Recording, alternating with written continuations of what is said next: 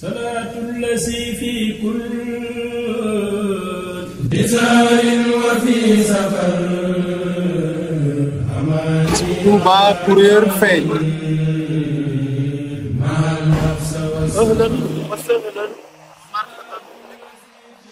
oto yaa ngi wàcc ci autoroute à péage bi jëm si Touba al Mahrousa fas yéene màggal si ma bëgg leen rek orientation bu mucc ayib gis nga di nga wàccee autoroute à péage bi jëm Touba am na yoon woo njëkk a jot nag bu jàdd sa loxo ndeyjoor boobu daf lay yéegalaat ci autoroute à péage bi moytu ko bul jàdd kon nag continuer bu dee da ngaa jëm Touba am na yoon booy njëkk a jot sa loxo ndeyjoor mooy bi jàdd jëm escadron ba boo jëmee Mbàkke Daarul Manaan ci dëkk yooyu yëpp dina la arrangé bu fekkee jëmuloo fa nag nga jëm héliport ba wala garage bees ba wala boofel yaañ ka mën nga jël deuxième jàddukaay bi